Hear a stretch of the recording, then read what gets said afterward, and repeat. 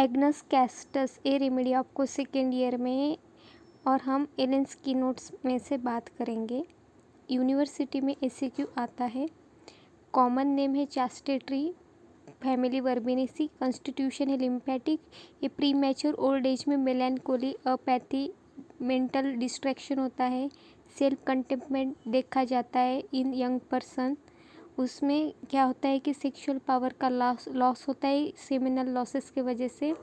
Old Sinners मतलब उसको कोई गिल्ट रहता है कि मैंने बुरा कर्मा किया होता है उसने पास्ट में, तो उसके वजह से क्या होता है उसको इम्पोटेंसी आती है। ये यूजुअली अनमैरिड पर्सन में देखा जाता है due to its nervous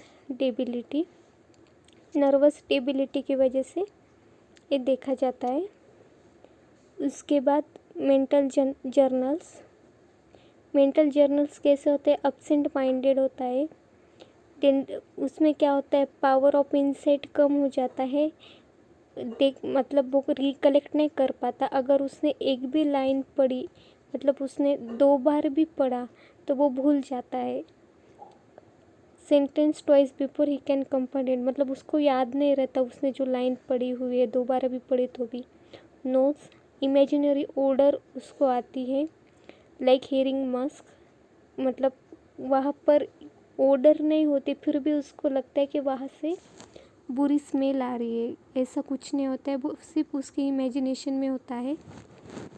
then complete impotency पाई जाती है मेल रिप्रोडक्टिव सिस्टम में। उसमें क्या होता है रिलैक्सेशन, फ्लैसिडिटी, जेनेटिला कोल्ड होता है, कोल्डनेस ऑफ जेनेटिला ऐसे सेंसेशन होते हैं। और उसमें नो सेक्सुअल पावर और डिज़ायर, मतलब सेक्सुअल डिज़ायर नहीं होता, पावर नहीं होती, कम हो जाती है। इम्पोटेंसी क्यों आती है, तो फ्रीक्वेंट अटैक्स ऑफ गोनोरिया के मैक्सिमम अटैक आने की वजह से वहाँ पे इम्पोटेंसी देखने को मिलती है।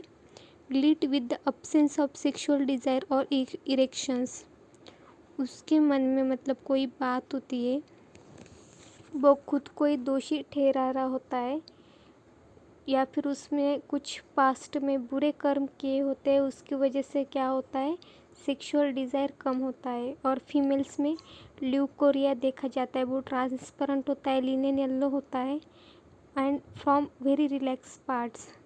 डेफिशिएंट सिक्रेशन होता है एंड नर्सिंग वुमेन में मिल्क का सप्रेशन हो जाता है। स्किन कैसी होती है, प्रिवेंट एक्सक्यूटेशन फ्रॉम वॉकिंग। तो ये अपने एग्नस कैस्टस के बारे में देख लिया है। Thank you.